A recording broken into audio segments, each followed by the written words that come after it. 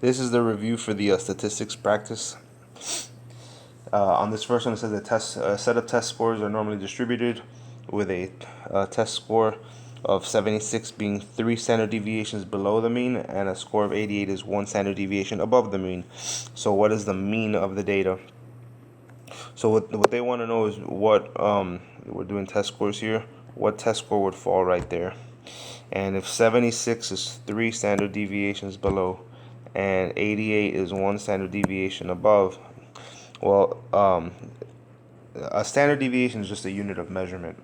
Okay, we're measuring how far away we are from the mean.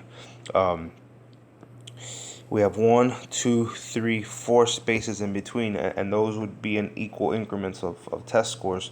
So between 88 and 76, we have 12. There's a range of 12, and if that 12 were to be split up into 4 equal parts, that would leave a number of 3, a test score of 3. So every time we go up or down, it has to be 3 test scores at a time. So this would be a score of 79. This would be an 82, and then finally the one that we're looking for right in the center, that would be 85. If you see like when you're going up, you're jumping up and down 3 at a time. 85.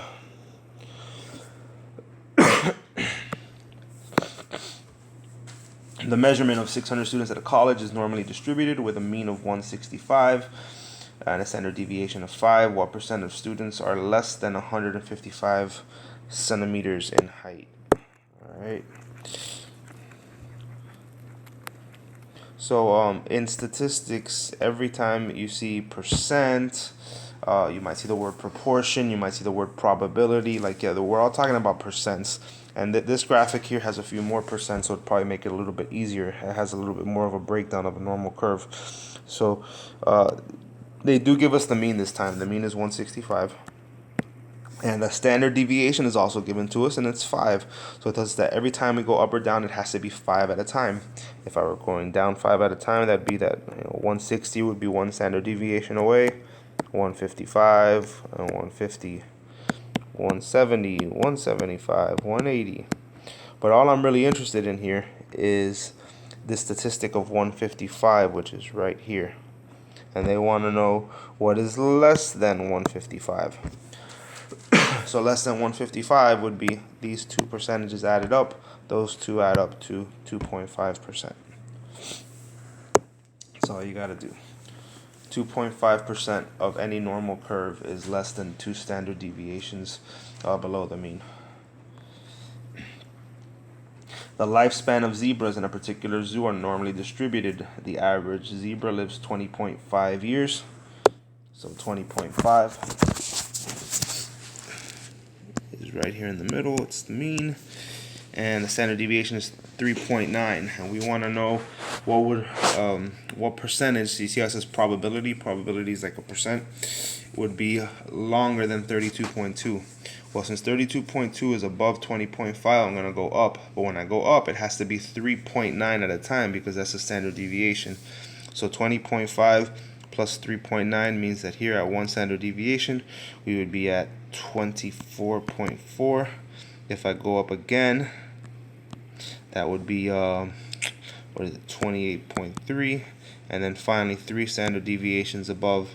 That's what gets me to the number I wanted, which is 32.2. So what is longer? So greater than 32.2. The only percent that's there is this 0.15. Only 0.15 of a percent of zebras live longer than 32 years, less than 1%. This one asked me to enter it as a percent. I don't have to put the percent sign, so just put 0.15. Below are the weights of the players of 4 NFL teams. Which one is the most spread out? Remember what a measurement of the spread, how far we are from center, is standard deviation. That symbol there, I might be wrong on this, but I believe that's a sigma. It's a lowercase sigma from the Greek alphabet. It means standard deviation. And in this case, the one that's the most spread out, that has the biggest standard deviation, is this 23.3. So that's where we're going to put the Falcons. Doesn't mean that they weigh the most. It just means that they have the biggest difference between their between their average and everybody else. Like, you might have really small guys and then really big guys. The mean of a normal distribution is 70 with a standard deviation of 5. If a value is randomly selected, what is the closest to the probability is greater than or equal to 75? Alright, so if I know that my mean is 70 and I have to go up and down 5 at a time, that means 75 would be one standard deviation above. And which is closest to the being greater than or equal? So I want to know what are all the percentages that are above one standard deviation. If I add all those up, I get 16%, which here it's entered as a decimal. It's not 0.16%, it's just 16%. Each dot plot below represents a set of data. Order them from largest to smallest. Well, if standard deviation measures spread, the largest standard deviation is the most spread out. The most spread out here is clearly B. Then A and C are pretty more bunched together, but A has more towards the center. So C would be the next biggest, and then the smallest standard deviation, because it's the most bunched together, that would be A.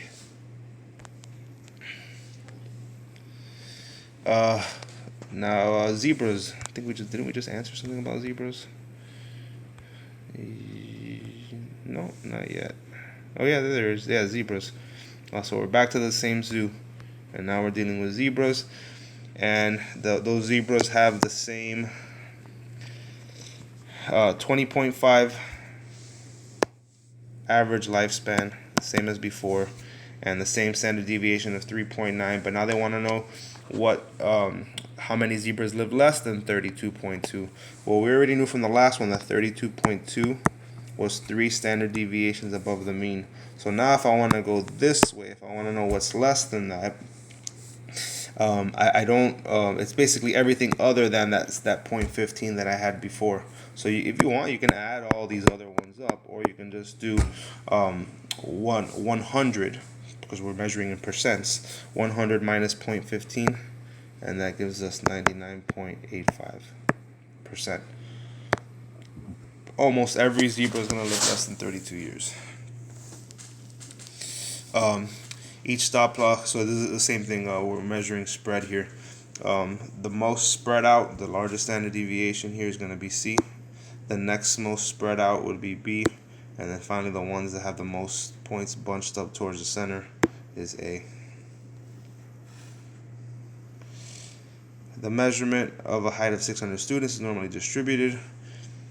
The mean is 165, so that's going to go in the center.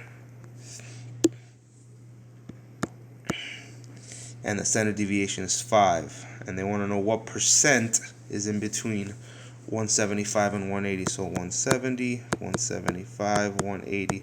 So they want to know what's here and what's in between 175 and 180. What's in between 2 and 3 standard deviations? It's that 2.35%.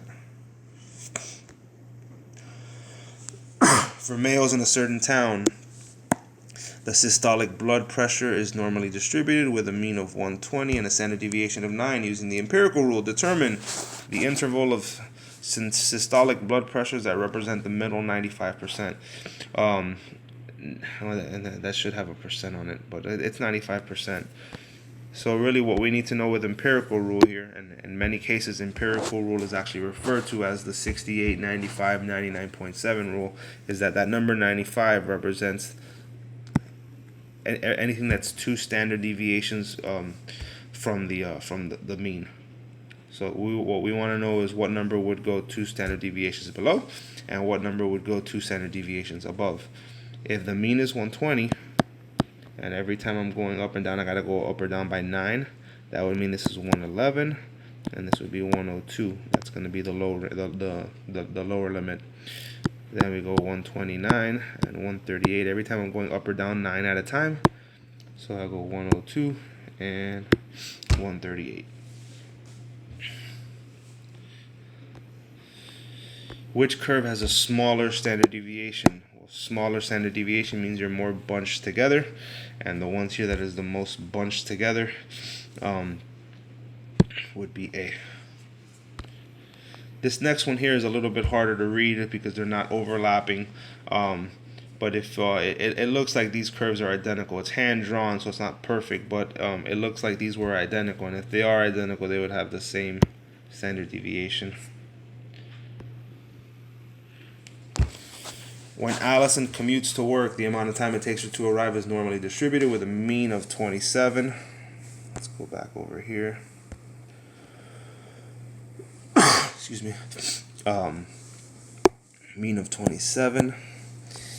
And the standard deviation of 3. So now we want to know the middle 68%. Well, if the standard deviation is 3, then I'd have to go down by 324. And really, I don't even need to go that far, because the key is I need to know that 68% is just one standard deviation away from the mean. So 24 and 30. 27 plus 3 is 30. 27 minus 3 is 24. So that's my lower and my upper. The histogram below shows the mass in kilograms of offensive linemen at the University of Mount Union and at the University of Alabama. So which pieces of information can be gathered from these histograms, and choose all that apply. So that means that there could be more than one answer. Well, let's go one at a time. A, the linemen who play for Mount Union have more mass on average. Well, there's a couple ways you can do this. If you want it to be more exact, you can go ahead and add up and say, hey, look, for Mount Union, the players that weigh 110 kilograms, there's 5 of them, and add that up. You know, there's 5 110s, there's 4 120s, there's 6 130s. You can add them all up and divide by how many there are. Or if you just look at the spread, you know, Alabama has some guys that are over 150. They have more players that are over 140. They have more players that are over 130. So it seems to have a higher concentration that's further out to the right. So that doesn't seem to be correct. Mount Union would not have more mass on average. All of the Alabama linemen have more mass than all of the Mount Union linemen. Well, that's not, even though Alabama's bigger on average, they're not all bigger, because Mount Union does have, looks like 2 players above 140, whereas Alabama has 4 players down here at 120. So in order for that to be true, all of the green would have had to have been to the right of all of the blue, and that's not also the case. So the only one here that it could be is none of the above.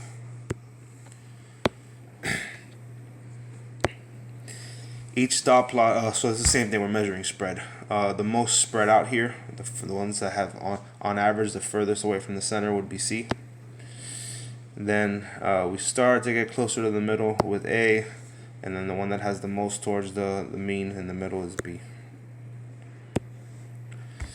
And then finally the lifespans of lions at a zoo. So we're back at the zoo again, but now the lion, he lives 12 and a half, so I guess the lions live less than zebras. 12 and a half years. And then the standard deviation is 2.4. So if I go up or down, it's 2.4 at a time. So this would be 10.1. This would be I think 7.7, and then finally 5.3, then 12.5. So that's be 14.9. 17.3, and then finally the last one up here would be 19.7. And they want to know what's the probability of a line living less than 10.1. So yeah, all we needed to know is that 10.1 was 1 standard deviation below, and they want to know less than. So what is less than 1 standard deviation? You would add these 3 numbers up: 0.15, 2.35, and 13.5. That's going to give you 16. Another way of knowing that, if you cut this normal curve in half, we know that all of these are going to be 50%, because a normal curve has 50% of the data to the right and 50% to the left. And if I add that 50 to this 34 here that we're also not including, that's 84%. So if we have 100% and we're not including 84%, what's left over here? That would be 16%. This one they wanted us to enter it as a percentage, so I'll just go ahead and type in 16. Let me go back and make sure I didn't miss anything. Did I enter everything? That was in.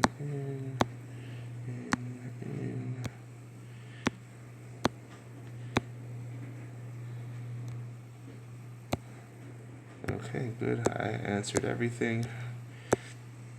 Submit it. And it's cool. You could, yeah, perfect score. Alrighty. So good luck on the quiz.